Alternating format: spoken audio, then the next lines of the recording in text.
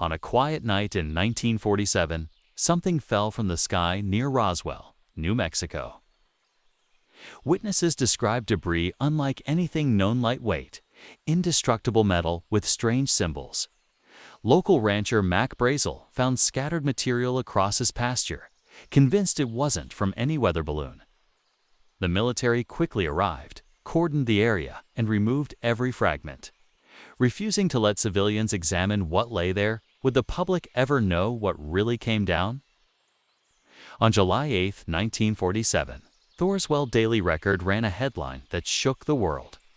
RAAF captures flying saucer on ranch in Roswell region.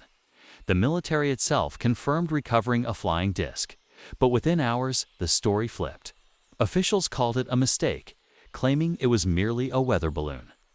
Such a rapid, total reversal raised immediate questions. Why retract a statement already made public?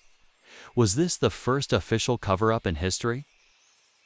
Authorities insisted the object was a standard meteorological balloon, common for atmospheric research. But local residents and military personnel on site said the debris didn't match: no rubber, no fabric, no torn canvas. What they held was thin, foil-like material that wouldn't burn or break, and beams that bent, then returned to shape. Experts later noted weather balloons never carried coded markings or unusual alloys. Why did the story not match the evidence found? Days after the crash, high-ranking officers from Wright-Patterson Air Force Base arrived in unmarked planes. Closed-door meetings lasted late into the night, with strict orders for silence. Telephones were monitored. Personnel were threatened with court-martial if they spoke. Civilians who'd seen anything were pressured to sign statements saying it was only a balloon. Who were these men, and what urgent matters required such secrecy? What decisions were made behind locked doors? Many who spoke out suddenly changed their stories or vanished. Soldiers who handled debris were transferred to distant bases, told never to discuss what they touched. Rancher Brazel was held for days. When released, he said he'd made a mistake. Families reported their loved ones warned. Talk and you lose your job, your freedom, or worse. Even local police were ordered to forget what they saw. What power forced ordinary people into silence? Nurse Ryan, stationed at the base hospital, claimed she was called to examine bodies recovered from the site. She described small humanoid figures, 4 feet tall, large heads, slender, limbs unlike any human or animal. She sketched what she saw, but her drawings were seized. Soon after, she was reassigned overseas. Her records were erased.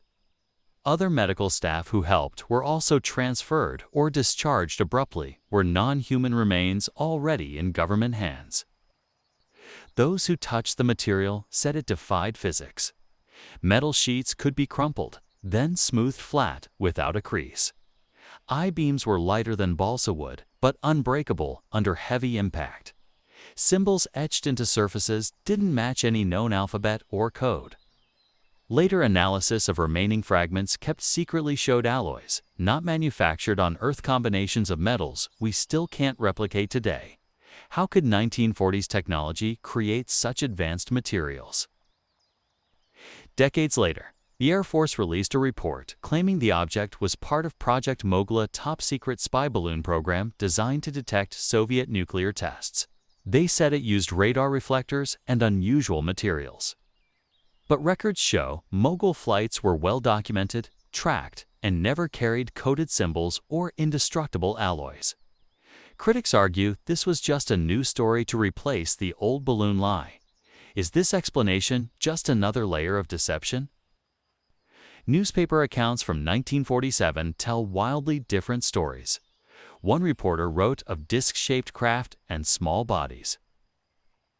Another, after military briefing, said just rubber and tinfoil. Local papers were pressured to print official versions only. Telegrams sent between editors warned, "Do not pursue flying saucer story matter classified highest priority." Reporters who tried to investigate were threatened or had their notes confiscated. Why so many versions of the same event? General Roger Ramey first said, "We have the disk," then held a press conference with weather balloon debris and said, "This is all it was." Photographs show him holding fragments that look nothing like what witnesses described. His chief of staff later admitted they swapped the real debris for fake material before cameras rolled. The public saw what they were meant to see, not what actually fell. Did the highest-ranking officers lie to the nation? Official records from July 1947 are heavily redacted or completely gone. Requested documents return with pages blacked out, dates removed, names erased. Some files are listed as destroyed in routine disposal, despite laws requiring military records be preserved. Researchers found gaps in communication logs exactly when recovery operations happened. If nothing unusual occurred, why erase the history? What critical details have been wiped from existence? Witnesses saw large crates loaded onto planes marked only with military insignia, bound for Wright-Patterson AFB home to foreign technology and secret research. Former employees later came forward. They saw hangars sealed tight, guards posted 24/7, scientists in hazmat suits examining strange craft. One worker claimed to have cleaned debris rooms and found parts clearly not built by humans. Is Wright-Patterson still hiding something today? In the 1990s, footage surfaced showing an autopsy of a small, humanoid body said to be from Roswell. Experts argued over its authenticity. Some called it a hoax. Others noted details matching 1940s medical procedures. Even if the film was fake, many close to the case said bodies were recovered and studied. Why create such a detailed story unless there's truth behind the fiction? Did the government try to bury even the rumors? For decades, aerospace engineers said modern tech microchips, fiber optics, night vision appeared suddenly. Far ahead of our knowledge, some link these breakthroughs to study of the Roswell craft. Former military contractors hinted, "We didn't invent it. We figured out how it worked." If true, this means we've been using alien technology for 70 years while denying its origin. Is our modern world built on extraterrestrial science? In the 1980s and 90s, as investigations heated up, key witnesses died under strange circumstances. Some died just days before scheduled interviews. Journalists noted a pattern. Those who knew the most died first. Was it coincidence or a deliberate effort to silence the last people who knew the truth? Does the cover-up continue even now? Leaked documents described a secret committee, MJ-12, created by President Truman to oversee alien contact and technology. Members included top scientists, military leaders, and intelligence heads. Papers detailed recovery of a craft and bodies at Roswell, and orders to keep it hidden from Congress and the public. Officials called the papers fake, but handwriting experts confirmed signatures were genuine. Does a secret group control what we know? In private letters, President Truman wrote of unusual events in New Mexico and information too dangerous to release. He ordered all related material classified. Beyond top secret, marked not to be divulged. Publicly, he said nothing. Why would a president go to such lengths for a weather balloon? His actions suggest he believed the information could change human history forever. What did Truman know that we don't? British, Soviet, and French intelligence files from 1947 show urgent cables. U.S. has recovered unknown aerial object. Spies were tasked to find details. Why would foreign powers care about a downed balloon? Their interest proves the object was considered major military intelligence. Decades later, declassified documents confirm every major nation believed something extraordinary crashed at Roswell. Was the whole world aware of the truth? Mac Brazel's children said their father never believed the balloon story. He told them, "What I found wasn't from around here, and it wasn't made by man." He feared for his family's safety until he died. His son later found a small piece of metal hidden in an old box, light, shiny, unlike anything else. When tested, it showed elements not found naturally on Earth. Did Brazil leave proof behind? Military accounts changed constantly.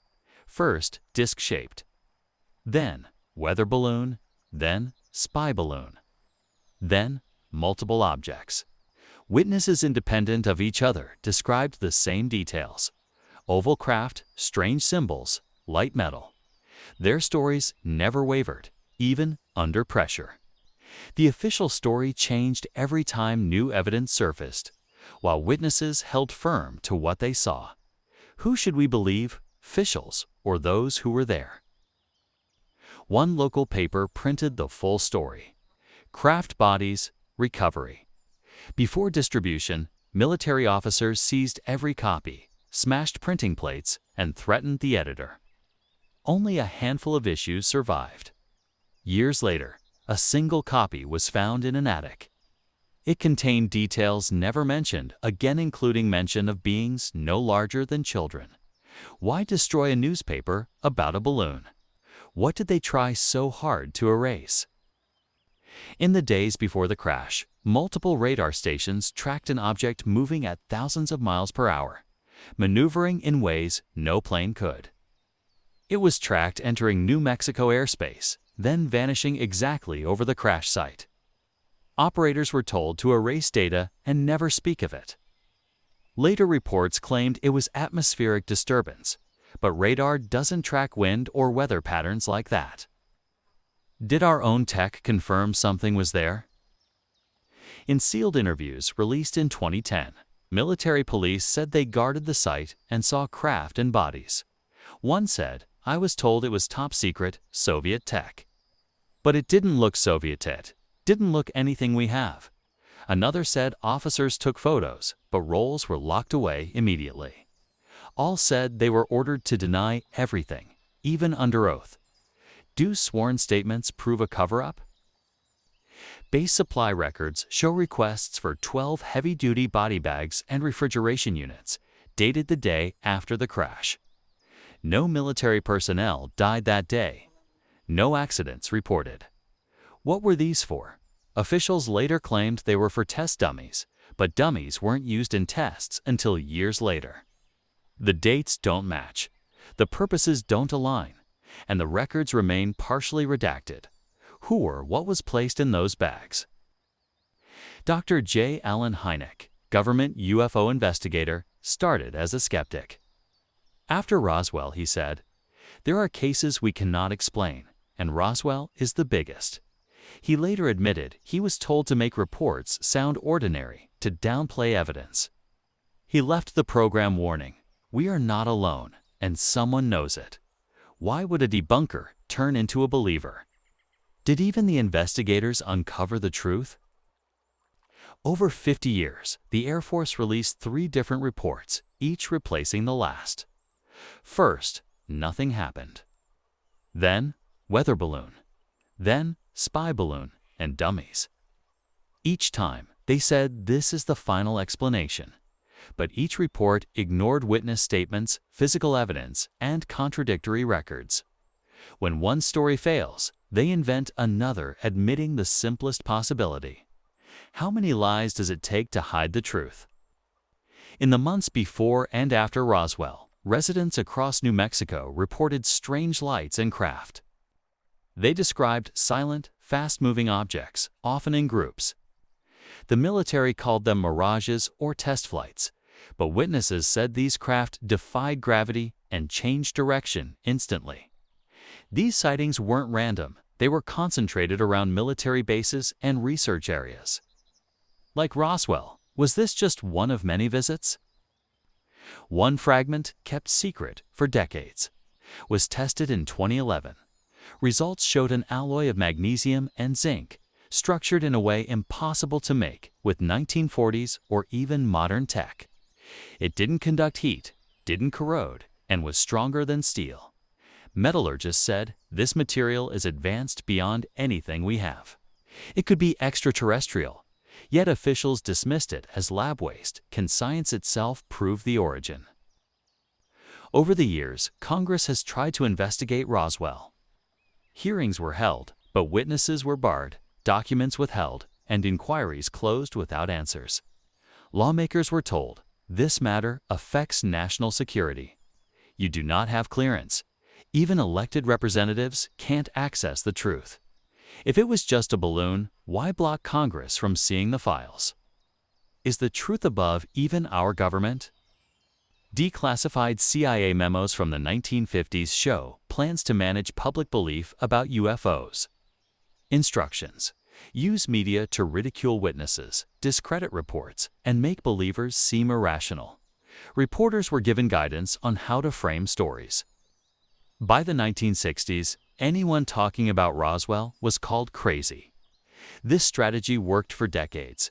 Few dared speak. Was public opinion deliberately manipulated? Shortly before her death, Nurse Rhine's diary was found. It described in detail the craft, the bodies, the symbols, the silence orders. She wrote, "We are not alone, and they know. I saw it. It wasn't from here." She also noted seeing a letter from President Truman contain all evidence. Do not let panic spread. The diary was verified as authentic by handwriting experts. Did she leave us the truth before she died? Soil samples from the crash site, taken secretly in 1947 and preserved, show high levels of unusual isotopes elements created only in deep space, not naturally found on Earth. Similar traces were found at other suspected crash sites. These chemical signatures match what we now know comes from meteors or comets. But this material was shaped, manufactured, not just rock. Did the ground itself keep the proof? Children of witnesses grew up knowing. Don't talk about what Grandpa saw. Families pass down stories in whispers, afraid of government retaliation. Even today, many descendants refuse to speak publicly. This fear, lasting 3 generations, suggests the threat was real. Why teach children to hide a secret unless that secret changes everything we believe about our place in the universe? Is the silence itself the strongest evidence?